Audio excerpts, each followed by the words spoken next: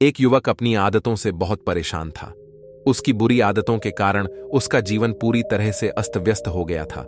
उसे अपने समय की बिल्कुल भी कदर नहीं थी। वह बस बेकार की तों में पूरा दिन बर्बाद कर देता था। वह किसी के भी पास बैठ जाता था और बहुत देर तक गपशप करके अपना और दूसरों का समय बर्बाद करता था, जिसके कारण लोगों की नजरों में उसकी बिल्कुल भी इज्जत नहीं थी। वह आलस्य और निंदों में भी डूबा रहता था। जब भी उसके घर वाले उससे कोई काम करने के लिए कहते तो वह बहाने बनाकर उस काम को टालने की कोशिश करता, और अगर किसी कारणवश उसे वह काम करना भी पड़ जाता तो वह बिना रुचि के जल्दबाजी में उस काम को कर देता। और जब घर वाले उसे कुछ समझाते या कहते तो वह अपनी गलती माने बिना उनसे बहस करता। वह हमेशा महत्वपूर्ण कामों और फैसलों को कल पर लता और हर तरह की जिम्मेदारी से बचने की कोशिश करता। वह सोचता कि अगर मैं दोस्तों के साथ गपशप करूंगा तो खुश रहूंगा, अगर मैं पूरे दिन आराम से घर पर रहूंगा तो खुश रहूंगा, अगर मैं अपने ऊपर किसी तरह की जिम्मेदारी नहीं लूंगा और फ्री रहूंगा तो शायद मुझे खुशी मिलेगी, अगर मैं सुबह देर तक सोऊंगा तो खुश रहूंगा। यह सब करने के बाद वह थोड़ी देर के लिए तो खुश रहता, लेकिन फिर उसे पछतावा होने लगता। वह अपना समय बर्बाद करने के लिए खुद को कोसता। उसका मन बेचैन और परेशान हो जाता। धीरे धीरे उस युवक को भी समझ में आने लगा कि उसकी आदतें ही उसकी सारी समस्याओं की जड़ है। वह समझने लगा कि काम को टालने और समय बर्बाद करने कुछ नहीं होगा। इससे मुझे थोड़ी देर के लिए खुशी मिलेगी, लेकिन अंत में मैं आत्मग्लानि और दुखी हो जाऊंगा। उसने खुद को बदलने की कोशिश की, लेकिन कुछ दिनों के बाद वह अपनी पुरानी स्थिति में आ गया, और ऐसा उसके साथ कई बार हुआ। वह पूरी प्लानिंग के साथ अपनी आदतों को बदलने की कोशिश करता, लेकिन कुछ ही दिनों में वह फिर से अपनी पुरानी आदतों पर लौट आता। अब वह भी हार मान चुका था। उसे लगने लगा था कि चाहे वह कितना भी प्रयास कर ले, वह अपनी आदतों से छुटकारा नहीं पाने वाला है।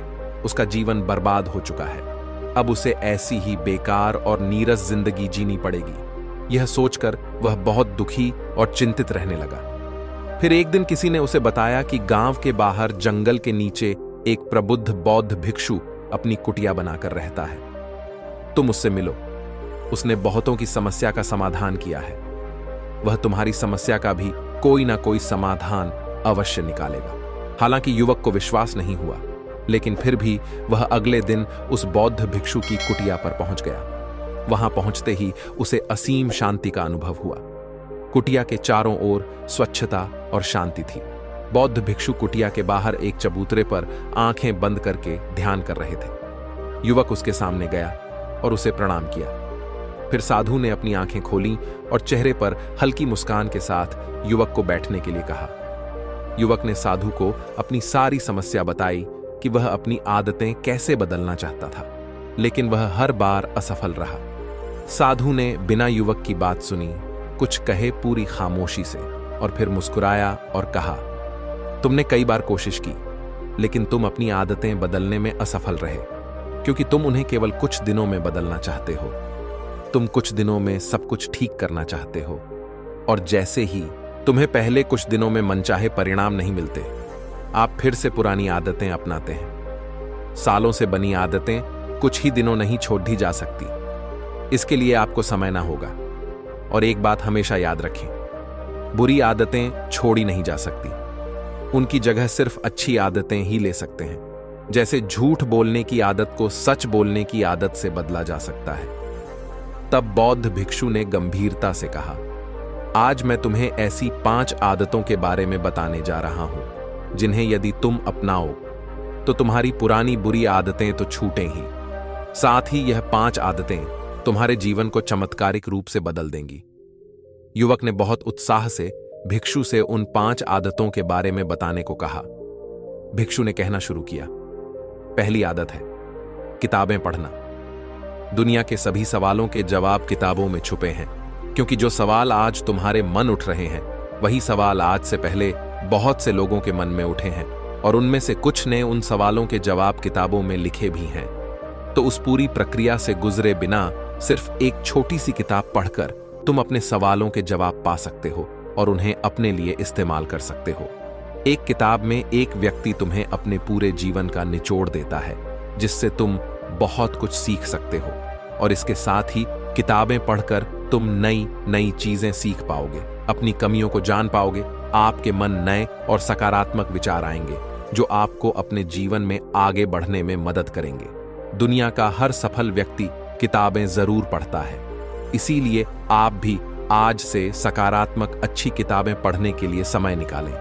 यह आदत आपके जीवन में चमत्कारिक बदलाव लाएगी। फिर बौद्ध भिक्षु ने आगे कहा, दूसरी आदत है लिखना। लिखना अपने भीतर के साथ जुड़ाव बनाने का एक अद्भुत तरीका है। जब हम हर रोज लिखने की आदत डाल लेते हैं तो हम अपने असली आंतरिक स्वरूप को महसूस करने लगते हैं। लिखने का सबसे बड़ा फायदा यह है कि जब हम लिखने बैठते हैं तो हमारा दिमाग भटकना बंद कर देता है और जिस विषय पर हम लिखना चाहते हैं उस पर ध्यान केंद्रित करना शुरू कर देता है। हमारे मन में हर समय अनेक विचार चलते रहते हैं, लेकिन लिखने से वे विचार हमारे मन में और भी पुख्ता हो जाते हैं। साधु ने अपने माथे पर उंगली रखते हुए कहा, हमारा मन विचारों को इकट्ठा करके उन्हें याद रखने के लिए नहीं है, बल्कि नए विचार उत्पन्न करने के लिए है। और जब हम महत्वपूर्ण पुराने विचारों को एक जगह लिख लेते हैं तो हमारा मन नए विचार उत्पन्न करने के लिए स्वतंत्र हो जाता है। हमारे जीवन में हर दिन कुछ महत्वपूर्ण अनुभव होते हैं, जब हम उस अनुभव से बाहर निकल जाते हैं तो उस अनुभव का प्रभाव कम होने लगता है या हम उसे भूल जाते हैं। इसलिए महत्वपूर्ण विचारों और अनुभवों को तुरंत लिख लेना चाहिए, क्योंकि जब समय आता है तो यह जरूरी नहीं है कि हम उन विचारों को दोबारा याद करें। फिर साधु ने कहा, तीसरी आदत, प्रतिदिन ध्यान करने की आदत डाले। ध्यान वह माध्यम है जो आपकी सभी मानसिक समस्याओं का समाधान करता है। जीवन में अधिकतर समस्याएं लोगों के भूतकाल या भविष्यकाल के विचारों में खोए रहने के कारण होती हैं, और ध्यान आपकी इस सबसे बड़ी समस्या का समाधान करता है। आपको आपके भूतकाल और भविष्यकाल से खींचकर वर्तमान में लाता है ताकि आप अपने वास्तविक स्वरूप का एहसास कर सकें। इसके अलावा ध्यान करने हमारा मन हमेशा के लिए भटकना बंद कर देता है। मन में विचारों की तीव्रता कम हो जाती है, जिससे हमारे मन में अनावश्यक विचार आना बंद हो जाते हैं और हम अपने काम में लंबे समय तक ध्यान केंद्रित कर पाते हैं, जिससे हमारी सफलता की संभावना कई गुना बढ़ जाती है। साथ ही ध्यान हमारे शरीर और मन को तनाव मुक्त रखता है और हम अंदर से आनंदित महसूस करते हैं, जिसके परिणाम स्वरूप हमारे जीवन में भी खुशी और स्थिरता आती है। साधु ने आगे कहा, चौथी आदत जो आपके जीवन को पूरी तरह से बदल सकती है वह है धन्यवाद देने की आदत। आपके पास जो कुछ भी है उसके लिए धन्यवाद देना शुरू करें। अगर हम अपना ध्यान जो नहीं है उससे हटाकर जो हमारे पास है उस पर लगा दें तो हमारा पूरा जीवन खुशियों से भर जाएगा। कभी मत सोचिए कि जब मैं कुछ बड़ा हासिल करूंगा तब खुश होऊंगा, कुछ बनूंगा तो खुश होऊंगा। लेकिन आज जो आपके पास है, जो अच्छी चीजें आज आपके साथ हो रही हैं, उनमें खुशी ढूंढिए। आपके पास रहने के लिए घर है, खाने के लिए खाना है, पहनने के लिए कपड़े हैं, सांस लेने के लिए साफ हवा है।